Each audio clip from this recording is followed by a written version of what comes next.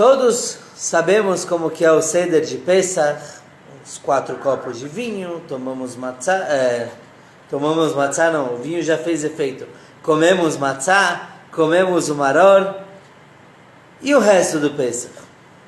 Afinal de contas, Pesach aqui na diáspora dura 8 dias. O que a gente faz nos outros 7 dias, 6 dias? Nós nos preparamos para Mashiach. A saída do Egito foi só o começo da nossa história. Hoje a gente vai estudar um pouquinho mais o que a gente faz durante o Pesach, mas principalmente no último dia de Pesach. No 8º dia de Pesach, à tarde, nós sentamos, fazemos uma reunião hassídica. Não precisa ser um hassid para fazer isso, mas nós nos sentamos, comemos mais um pouco de matzá e tomamos 4 copos de vinho. E essa refeição, essa pequena refeição feita no final do Pesach, é chamada de Seudat Mashiach, a refeição de Mashiach. Ela foi instituída pelo Baal Shem Tov, o fundador da Hassidut, e muitos outros, hoje em dia, mesmo que não seguem o próprio Baal Shem Tov, também fazem essa refeição. Como falamos, enquanto que o começo do Pesach, nós lembramos a saída do Egito, lembramos como fomos escravos e Deus nos tirou com mão forte, braço estendido, e mentalizamos, falamos na semana passada no shiur de segunda, mentalizamos a nossa saída do Egito também. No final do Pesach, falamos de Mashiach. Falamos da última redenção. Enquanto a saída do Egito foi a primeira redenção, Mashiach é a nossa última e duradoura redenção. A gente vê na Haftarah, no texto que lemos depois da leitura da Torá do 8º dia, falamos sobre as várias profecias que ocorrerão com a vinda do Mashiach. A mais conhecida delas, Vegar Zev im Keves Venamer im Gdir Batz, que o lobo e o cordeiro vão habitar juntos. Temos aqui a vaca e o urso vão pastar juntos. Quer dizer, coisas que hoje em dia não podemos nem imaginar, afinal de contas, esses animais costumam um acabar com o outro, e no entanto, quando Mashiach chegar, está escrito que essas maravilhas vão ocorrer. Tem várias opiniões se essas profecias são só figurativas, que na verdade o lobo e o cordeiro habitarem juntos quer dizer judeus e outros povos que geralmente são seus inimigos vão poder viver, coexistir.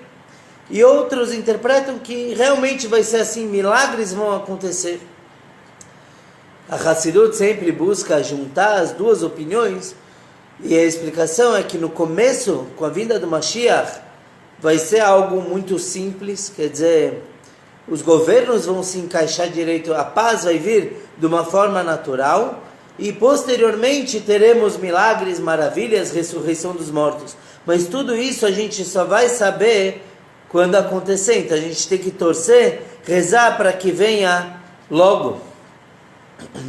Num Shtetl, numa pequena cidadezinha na Europa, um viajante passou lá e viu que de noite estava todo mundo nas suas casas dormindo, só que tinha um indivíduo na praça central olhando para cima, noite toda olhando, buscando alguma coisa. Ele falou: meu amigo, o que você está fazendo aí?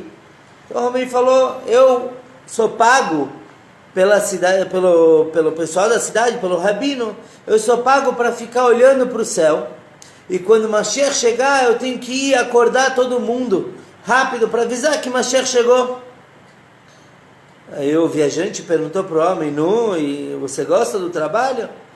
Olha, bem da verdade é que não pagam muito bem, mas pelo menos é para a vida toda. Essa é a mentalidade, infelizmente, que muitos têm de Mashiach. É uma utopia, algo que eventualmente vai chegar, talvez, não sei se acredita ou não. E a verdade é que é uma realidade. Mashiach sim está para chegar. Cada vez mais próximo. Nosso Rebbe de Lubavitch, falou que nós somos a última geração do exílio. Passaram desde de Abraão já várias gerações e nós somos aqueles que vamos receber o Mashiach. Tem várias formas de apressar a sua vinda. Uma delas é estudando Hassidut, é estudando a parte profunda da Torá, é estudando sobre a época de Mashiach, porque isso nos fortalece e nos faz querer cada vez mais aproximar a sua vinda. Certa vez o Baal Shem Tov, ele através de meditação, ele subiu nos mundos espirituais e ele se encontrou com Mashiach. E ele perguntou para Mashiach, Matai Ka'atimar, quando que o Senhor vai chegar? Quando que o Senhor finalmente vai se apresentar para o mundo? Aí Mashiach respondeu, quando as tuas fontes, as fontes do Baal Shem Tov, se espalharem para fora. O que é a fonte do Baal Shem Tov? É o estudo da Hassidut. É justamente o estudo da parte profunda da Torá, não Kabbalah. Tivemos um shiur alguns meses atrás sobre como o Hassidut explica todas os aspectos da Torá de uma forma viva, vibrante. Quando a gente estuda Hassidut, automaticamente a gente está refinando o mundo, preparando o mundo para a sua chegada. Tá bom? Então podemos perguntar, bonito, Mashiach, soa interessante, mas realmente qual a diferença entre Mashiach e a saída do Egito? Quando a gente saiu do Egito, quem nos tirou? O nosso profeta Moshe intermediou toda a situação.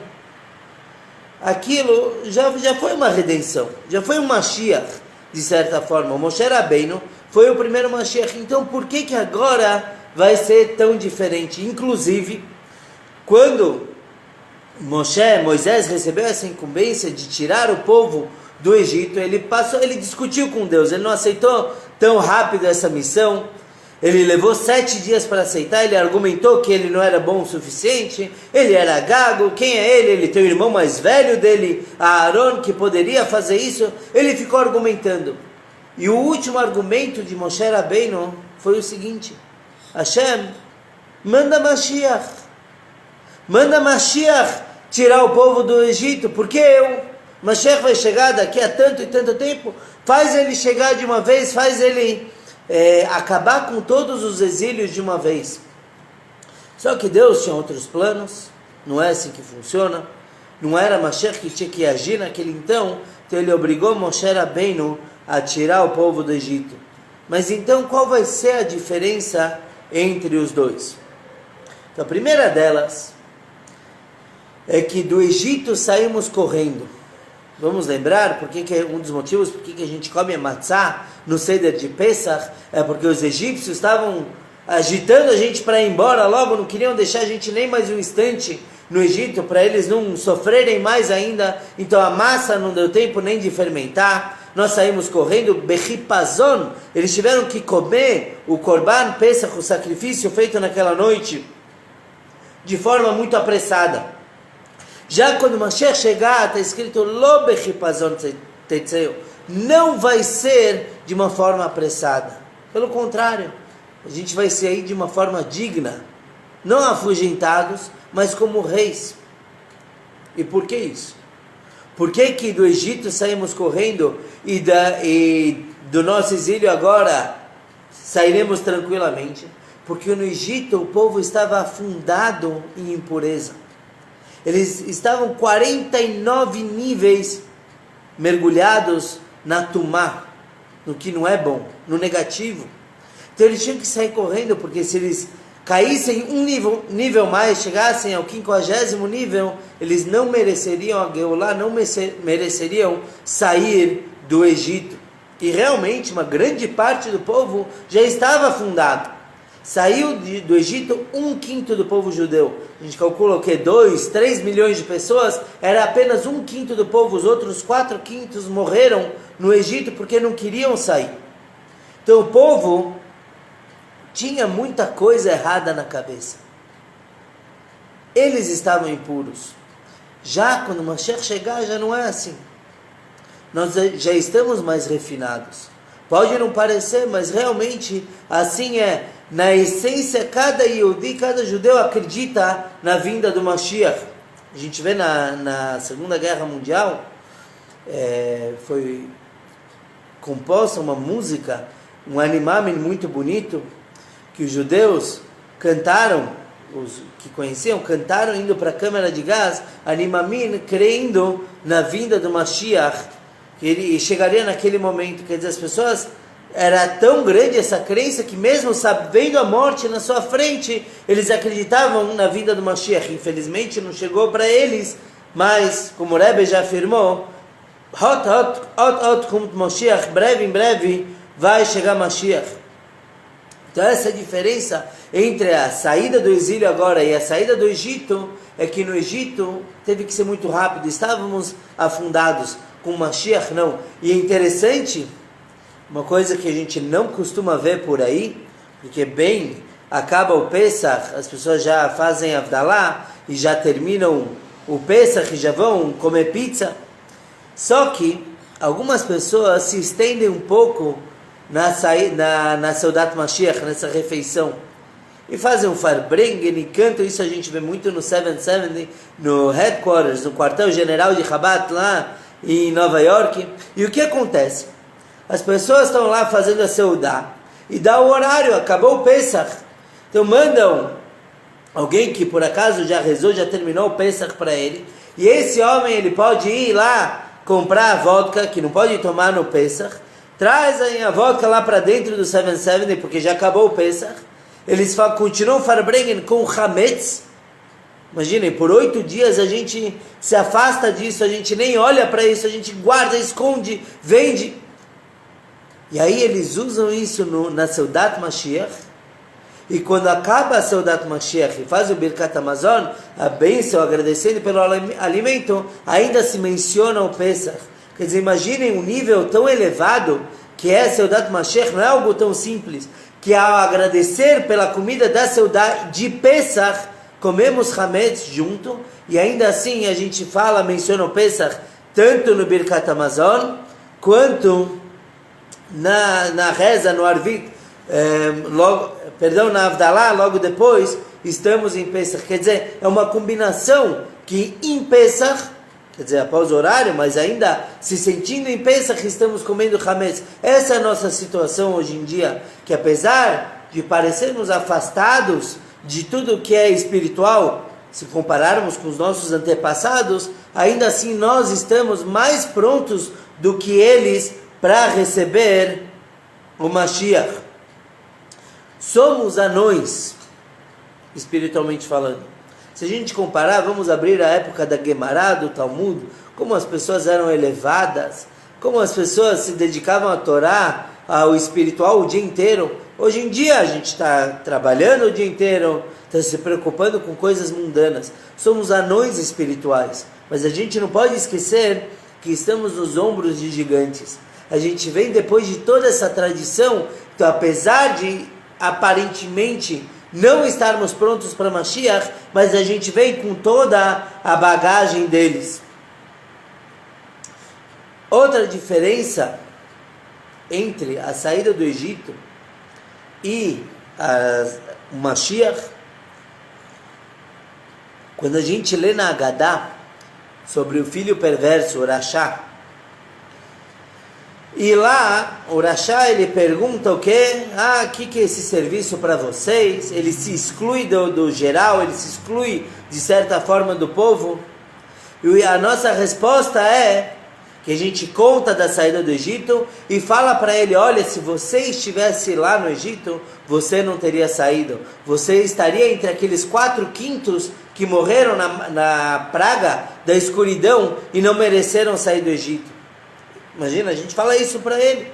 Você não estaria aqui agora se você estivesse lá. Você não, óbvio, não pela idade, mas também pelos méritos. Agora, o Rebbe de Lubavitch, ele pontua aqui e diz o seguinte: nós falamos para ele, se você estivesse lá, você não seria redimido. Mas de agora, da redenção que virá em breve, ele sim vai sair. Ninguém vai ficar para trás. Ninguém no mundo vai ficar para trás dessa redenção. Enquanto que a saída do Egito, sim, muitos não mereceram ser redimidos, agora todos sairão, querendo ou não, todos sairão dessa situação que nós estamos agora de exílio.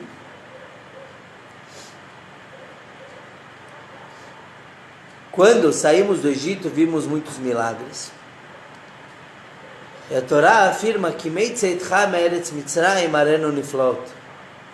os profetas, que como nos dias da saída do Egito vimos milagres, assim também veremos quando o Mashiach chegar. Então a gente tem que apenas vivenciar isso, sair do nosso Egito constante, porque o nosso Egito de agora é o último exílio. E a diferença também, a saída do Egito não foi eterna, enquanto que o nosso exílio, nossa redenção, sim será eterna. Não teremos um exílio posterior. Mas, por que o mundo está pronto para o Mashiach? Por quê? A gente vê tanta maldade no mundo. Isso é uma pergunta clássica. A gente não merece. O mundo não merece Mashiach. As pessoas têm pena de Mashiach. Falam, poxa, ele vai chegar aqui, tudo uma bagunça, corrupção. Tem uma prova muito interessante na Torá de como que o mundo sim está pronto. Sobre a vinda do Mashiach, é comparado, não é comparado, tem duas opiniões como que o Mashiach vai vir. Uma opinião diz que Mashiach vai vir nas nuvens, quer dizer, de uma forma muito gloriosa, miraculosa. Quanto que a segunda opinião diz que Mashiach vai vir como um pobre montado num jumento, num hamor. Óbvio que a gente sempre acha uma solução quando tem discussão entre duas opiniões. E a solução é a seguinte: se nós merecermos e nos esforçarmos, então Mashiach vai chegar de uma forma muito gloriosa. Mas se não merecermos, Mashiach vai chegar montado num burro, quer dizer, de uma forma muito humilde, muito às vezes até humilhante. Ele vai chegar do mesmo jeito. Nós podemos fazer isso acontecer de uma forma digna e heróica, por assim dizer. Agora, sobre essa segunda opinião do burrinho, que ele vai vir montado, que burro é esse? Então a gente encontra uma indicação dele no Humash, na Torá, o que diz o comentarista Rashi. Ele nota o seguinte: Avraham, nosso patriarca, ele usou um burrinho. Quando ele foi oferecer seu filho como sacrifício, está escrito que ele levantou cedo de manhã, cortou madeira e colocou no jumento para levar para o sacrifício. Depois, mais para frente no tempo, Moshe, quando ele estava em Midian, e ele estava se dirigindo para o Egito, para tirar o povo do exílio, do Egito, então está escrito que ele pegou um jumento, e ele colocou sobre o jumento sua esposa e 2 filhos, para levar para o Egito. Eventualmente, eles retornaram para casa, eles não chegaram no Egito. E aí o Rashi diz o seguinte, que esse mesmo jumento que foi utilizado por Abraão, pelo Avraham e pelo Moisés, vai ser utilizado por Mashiach para se revelar. O mesmo jumento, vida longa para ele. Qual a diferença entre essas 3 situações, Avraham, Moshe e Mashiach? Seguinte, o Avraham ele usou o jumento para carregar um material, a faca, as madeiras para o sacrifício. Moshe ele usou para carregar a sua família lá. Já Mashiach vai usar para si mesmo, para sua glória.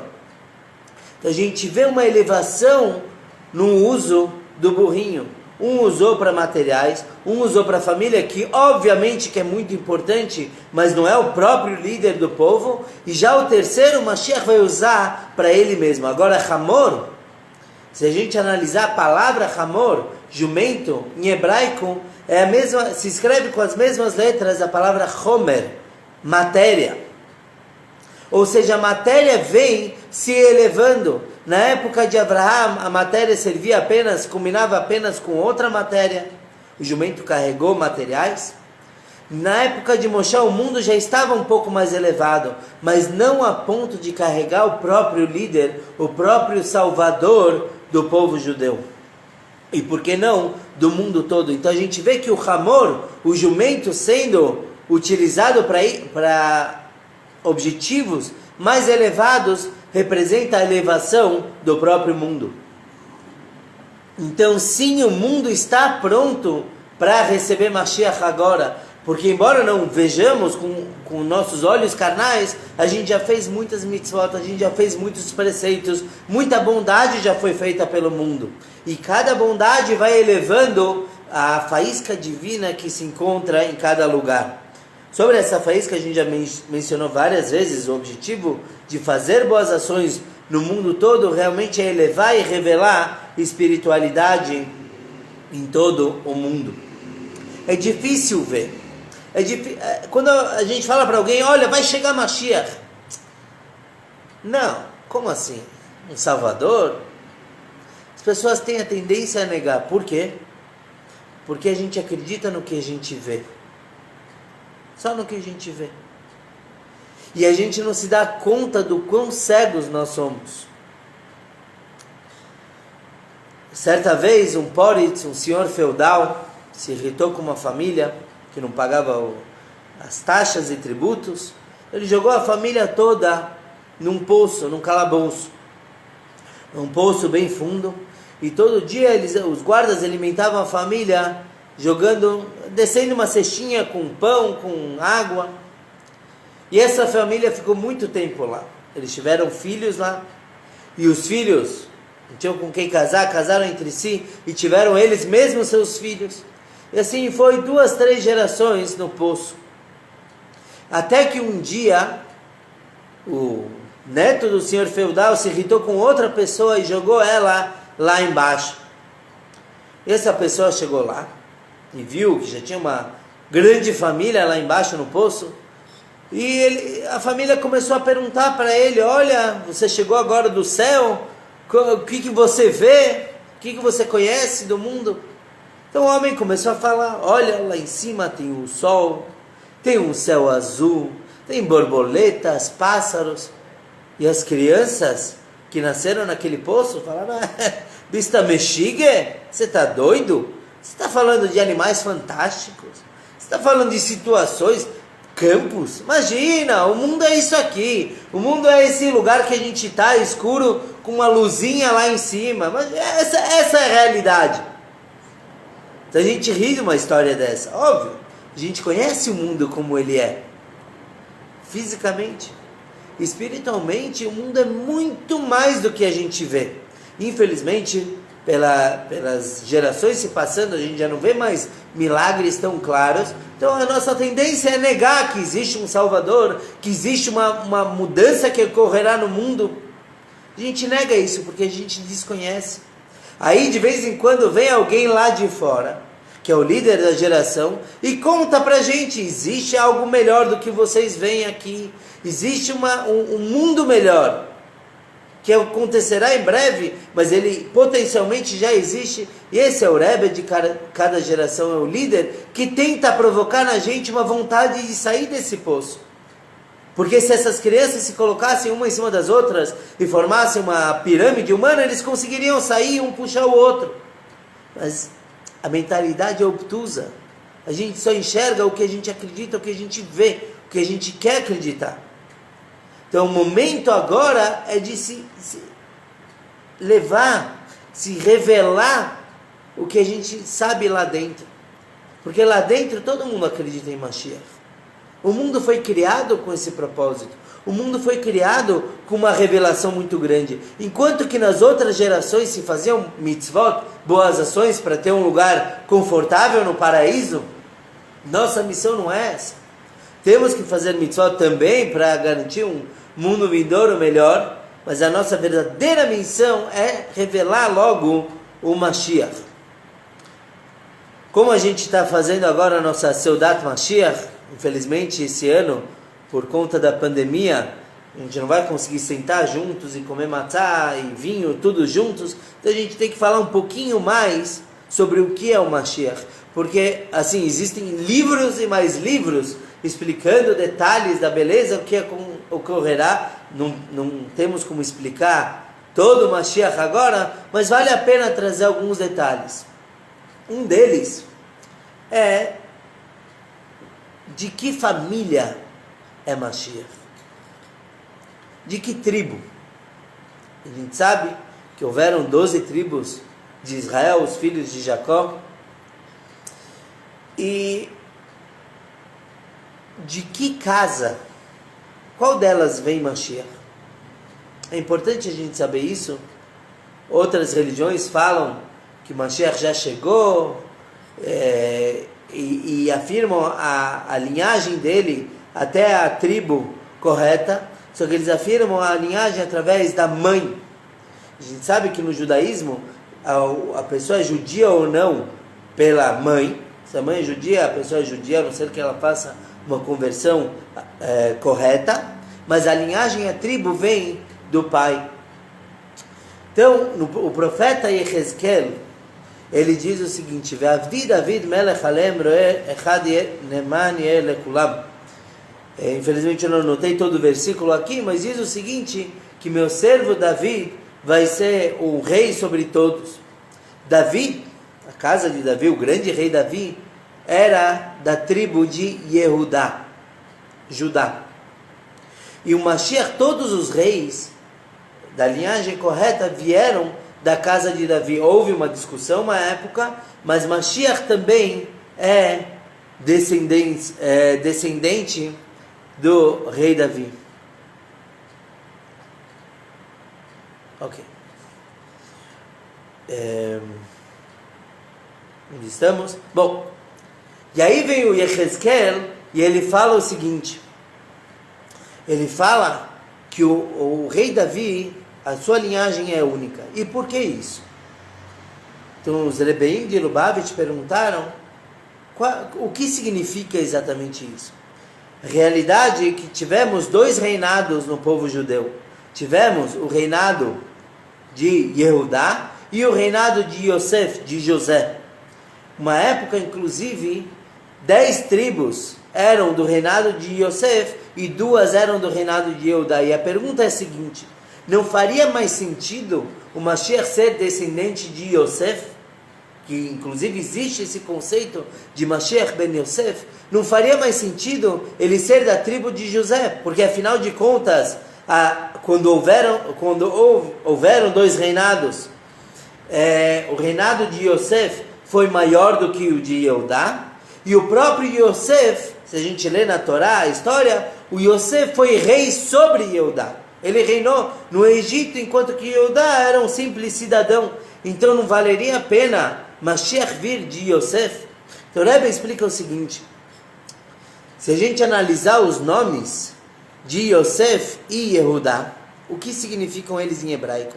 Yosef vem da palavra Hossafá, Lehossif, aumentar, é crescer, aumentar sempre. Nas forças do ser humano, nas características do ser humano, é o intelecto. O intelecto está sempre tentando crescer, se desenvolver, aprender mais alguma coisa, ou pelo menos deveria ser assim. Já Yehudá vem de Odaá, vem de concordar, que é o nível inferior do ser humano. É o nível da ação. Por quê? Porque a pessoa é capaz de fazer alguma coisa que o seu intelecto não concorda. Quer dizer, ele rebaixa o seu intelecto, ele nega o seu próprio intelecto para fazer alguma coisa. Não é muito diferente dos animais. Os animais, eles podem aprender um outro truque, mas isso é um instinto deles. Se oferece comida, ele vai querer aprender. Já o ser humano, quando ele faz alguma coisa, isso pode ir em contra da própria característica do ser humano. Eu sou capaz de, Deus nos livre, bater em alguém que eu acho que não mereça um tapa. Por quê? Porque minha mão acaba fazendo o que eu falo para ela fazer. Mesmo que intelectualmente aquilo não deveria ocorrer. Muito bem, isso é Yehudá e Yosef. Enquanto Yosef é aumentar, Yehudá vem de fazer porque veio a ordem para fazer e ponto final.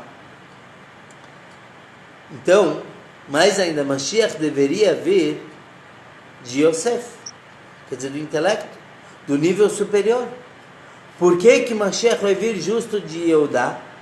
Porque quando a gente faz um preceito, uma mitzvah, uma ação, que um animal poderia fazer a mesma ação, de certa forma, quando a gente faz aquilo, a gente busca compreender por que que a gente faz, por que que a gente põe o tefilim, a gente vai atrás de mais informação, é uma mitzvah da Torá, a gente buscar o motivo das nossas ações. No entanto, o melhor cumprimento de mitzvah, o mais refinado, é quando eu faço simplesmente porque Hashem mandou. Quando eu faço porque o Todo-Poderoso assim quer, essa é a sua vontade. Quando eu faço dessa forma, então eu estou atingindo níveis muito superiores. Porque não depende mais do meu intelecto, que é limitado, e sim do intelecto divino. Quando chegar Mashiach, é assim que a gente vai fazer as mitzvot. A gente vai conhecer cada vez mais. Torah Hadashah Meitit Eitzei, está escrito, que vai ter uma Torá nova, por assim dizer, que as explicações cada vez mais maravilhosas e tão magníficas que vai parecer como uma nova Torá.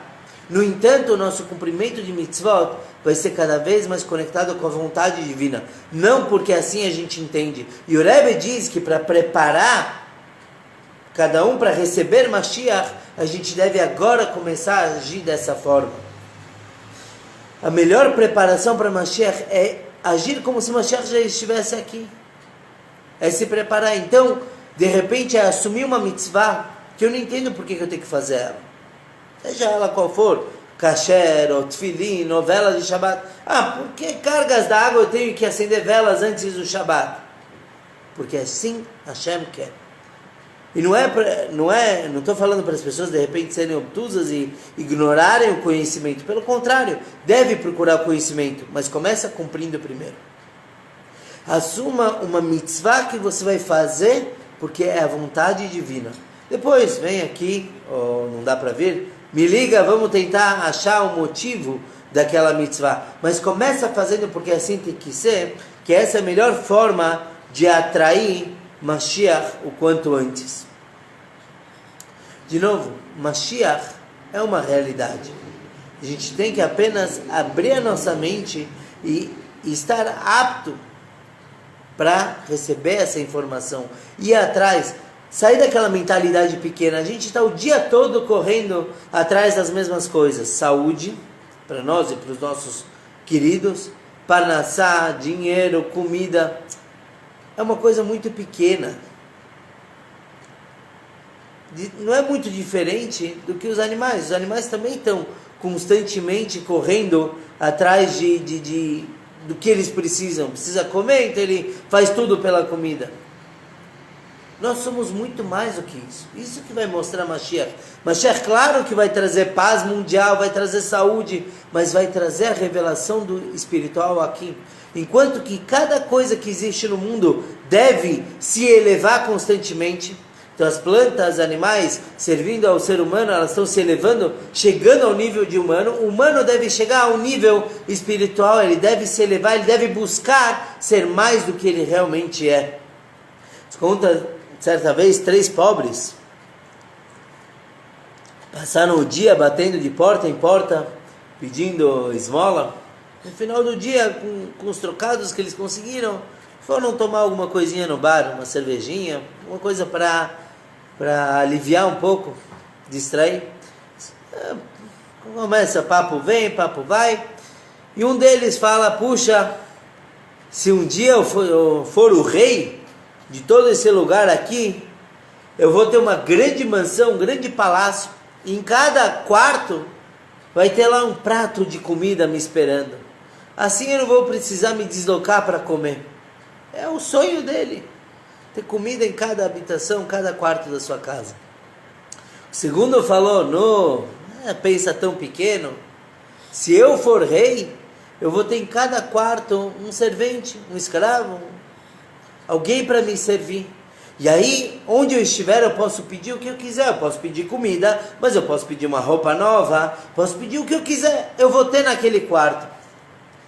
Já o terceiro, ele falou, eu penso muito mais do que vocês. Quando eu for rei, se um dia eu chegar nesse nível, eu vou fazer um decreto que todas as casas têm que ser térreas. Não pode ter dois andares, duas famílias morando, cada um em um andar. Todas as casas do reino vão ser térreas. Os outros dois perguntaram, não, por quê? O que está por trás desse decreto? Falou, claro, o dia todo eu estou indo atrás de pedir doações, então eu tenho que subir escada, descer escada, eu me canso. Então com todo mundo morando no térreo, é só bater rapidinho, as pessoas vão me atender. Essa é a tendência do ser humano. Parece um absurdo, mas nós nos fechamos nas nossas necessidades e cegamos nossos olhos para ver mais além do que a gente precisa. Sim, realmente o dia todo a gente corre atrás do básico para a nossa subsistência, da nossa família, de uma comunidade, mas a verdade é que tem muito mais para a gente trazer. Continuar trabalhando de forma honesta, claro, continuar Bezrat Hashem, quando puder, se encontrando e fazendo coisas boas, mas principalmente para trazer Mashiach, porque quando chegar Mashiach está escrito que todas as delícias do mundo vão ser como o pó da terra. Tem duas explicações para isso. Uma é que vai ter tanto, que vai ser, assim como tem pó da terra em todo lugar, assim vão ter maravilhas e delícias do mundo. Está escrito que vai nascer o pão pronto da árvore, roupas e árvores, um mundo que a gente não consegue nem começar a imaginar. Mas a segunda interpretação de que as delícias serão como o pó da terra é que a gente não vai dar bola para isso. Realmente vai ter tudo de bom no mundo todo, mas estaremos tão elevados que vai ser como o pó da terra. Alguém sai correndo para juntar pó? Claro que não. Não tem valor. Assim também, tudo que a gente foca hoje em dia, que é grande, que são problemas enormes na nossa vida, quando chegar Mashiach, aquilo não vai ser nada, porque a Mashiach vai vir com bênçãos inimagináveis e tão grandes. Onde está Mashiach então? Se é tão belo, a gente espera tanto, o que acontece que ele não está aqui com a gente? Se conta, o último se conta de hoje, se Deus quiser. Certa vez, contrataram um violinista, melhor violinista do mundo, para se apresentar na Sala de São Paulo. Um teatro grande. As pessoas foram lá e começaram a esperar o artista se apresentar. Deu a hora, 8 horas da noite, e o artista não vinha. 8h10, 8h15. E por um tempo, o teatro estava em silêncio, todo mundo aguardando, na expectativa. Mas o tempo passa e um já começa a olhar para o celular, outro começa a conversar com o vizinho. Sabe como é? As pessoas se distraem e esquecem do que eles estavam fazendo lá. O organizador do evento está desesperado. Cadê o violinista? Começa a procurar em todo lugar e ele encontra. E o artista está atrás da cortina, está espiando lá. Ele falou, nu? Você está esperando para entrar e se apresentar? Ele respondeu, eu estou aguardando o momento correto. Logo no começo é muito fácil as pessoas me esperarem. Eles vieram para isso. Depois, com o tempo, eles acabam esquecendo para que eles vieram. Vamos ver se eles se tocam, que na verdade pode ser que eu já estou aqui, eu só estou esperando o silêncio de novo. Nós já recebemos a Torá, já tivemos revelações na saída do Egito, muitas coisas já aconteceram. Com o tempo, a gente esqueceu que o propósito do mundo é vir Mashiach, é trazer espiritualidade, é trazer bênção. Vamos agora ficar em silêncio, por assim dizer, fazer o nosso máximo para trazer Mashiach Tzidkeinu, e assim, com certeza ele está atrás da cortina, ele só está olhando, só está observando, e que ele logo abra e se apresente para todos nós, trazendo a paz mundial, saúde para todos, muitas alegrias e tudo do bom e do melhor. Shkoyach a todos que participaram aqui pelo Facebook. Bezrat Hashem, semana que vem teremos o nosso shiur, a princípio segunda-feira, vamos avisar. Avdalá, não teremos Avdalá no sábado à noite, porque vai ser o Yom Tov. Não esqueçam de fazer Seudat Mashiach.